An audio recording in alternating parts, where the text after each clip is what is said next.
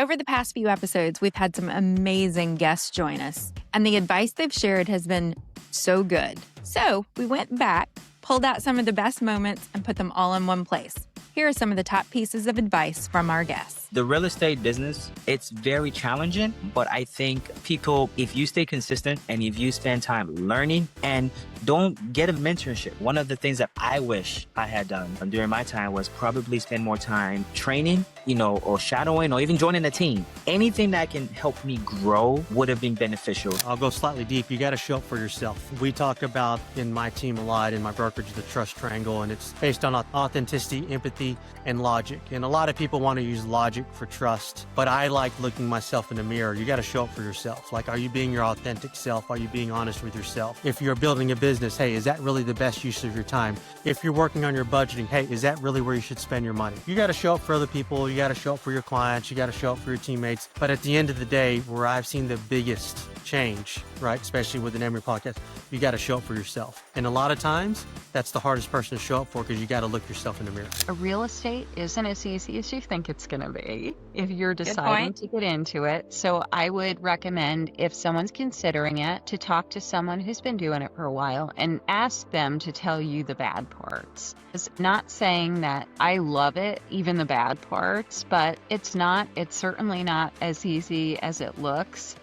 I always joke with my husband that someday I want to pitch an idea to do a show what it's like for Netflix, what it's really like to be a realtor, because I had never worn stiletto heels and, my runway outfit to go look at multi-million-dollar houses while I'm sipping martinis. And it's just so funny what you see on TV, the reality versus actual reality of what it's really like. For the new people getting into the business, make yourself known. You can only do so much behind a computer. One lady was involved in a running club. Let all those people in your running club know what you do. All those different things where people you're engaged.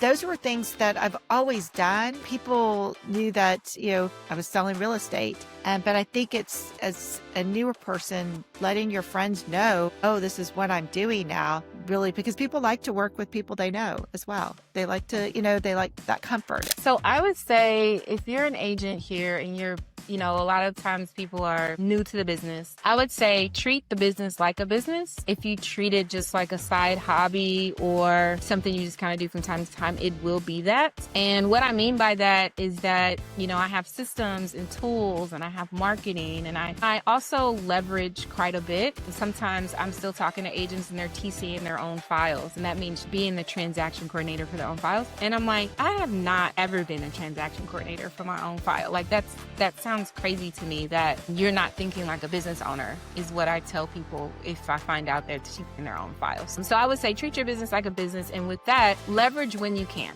Because the restaurant owner is not opening up the doors, cooking the food, serving the people, dicing the tomatoes. They're not. It's really kind of hard to think about real estate in that way sometimes because of what we see on TV or because of what we see on social media. We do just think of it as like, oh, I just opened doors, but no, you're running a business. With anything, if you keep showing up, eventually you'll get it. So you just got to keep participating and showing up. It's just like when I tell my mother about some problem she has on her phone, I'm like, Mom, if you use it more, you'll understand it better. So every time that there's a new technology or a new tool or anything that comes out, if you just keep showing up, eventually you'll get it. You'll get the hang of it. Sometimes people can't vocalize what they want. I've sold thousands of houses. I know what they want, even if they don't tell me. If they walk in a house, they're like, I don't like this. I'm like, yeah, because it's not an open floor plan. I know, you know what I mean? And it's not I know what you want before you know what you want. Yeah.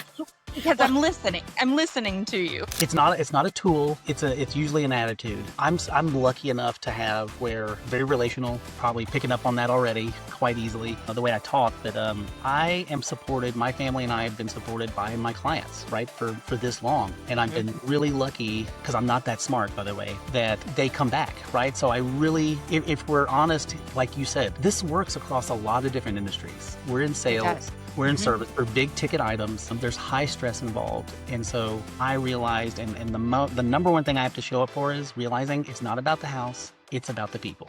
Always, always, always about the people. The houses are just the medium. Like we could go do this anywhere.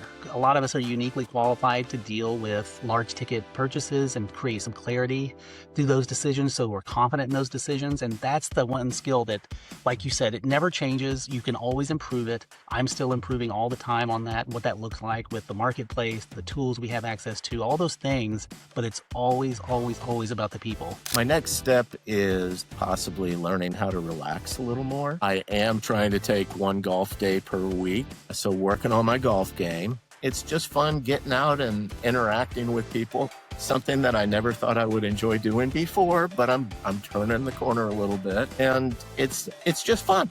It's just fun. So again, trying to have a little more fun.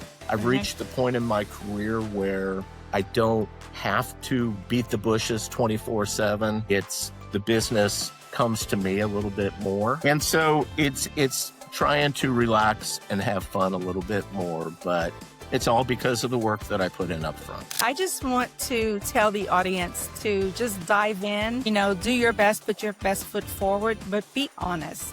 People like honesty. They like knowing that you're a real person and that they can trust you. You're not transactional. You're not a robot. Even on social media, don't just be a realtor, be a person too. Your personality is a big part of your business, and relationships is where the sweetness is. I think something that has really made a difference in not just my real estate career, but also my life lately the past few years is making friends with fear. That's kind of been like my mantra, is be friends with fear. Because in my opinion, a confident person is someone who is afraid but does it anyways. And that's kind of how I try to be, because a lot of people will see you doing scary things and think, oh my gosh, I wish I wasn't ever afraid. Like, I wish I, just had that kind of confidence. And the reality is I am afraid all the time. It's just the only difference is that I'm okay with being afraid and I do it anyways, And I think that's led to so many good experiences, both in my personal life and in my professional career, that I've been able to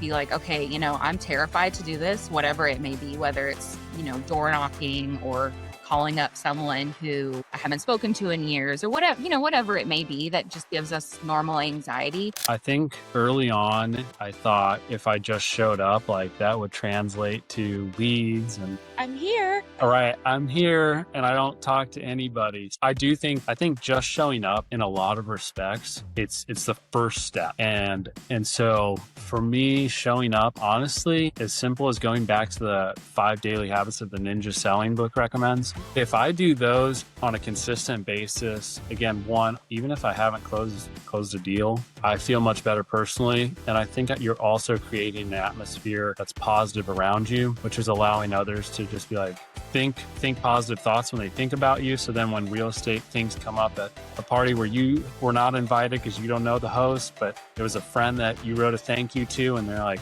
hey, I remember, this guy's in real estate, you're thinking about selling, it's a positive connection. So I think, again, and it's a kind of cliche saying, but you never know. You don't see the ripple effects of a smile that you give someone or a high five that you give to a kid. But if there is something where I just need to show up, it's honestly first thing in the morning when I start my workday, kind of practicing those things. And here's my schedule, here's what I need to do. One is the smile. Smile is so much important for me, and keeping my integrity. I think keeping my heart and intention at the right place. That's so much important for me. I want people to remember that she did it so much with honesty. She did it full-fledged and she did it with the right heart. I wasn't people do with me business again or not, but I want them to remember me as a good person. When I'm doing it, it comes out as okay, she did an awesome job. She did her 100% and all. So that's one thing that I want to be remembered with. As I said right in my earlier question also, relationship is so much important for me. Making how people better about it, and also I want to keep my intentions and heart at the right place. This episode has been sponsored by Home Smart Stars. Agents, do you feel unseen, unheard? Maybe wish you had better commission? Maybe wish that you were welcomed and encouraged to just show up as you are and be your true authentic self and have all the training and support and tools to help you thrive in your real estate career? If so, then you need to reach out to Home Smart Stars and make Home Smart Stars your home for real estate.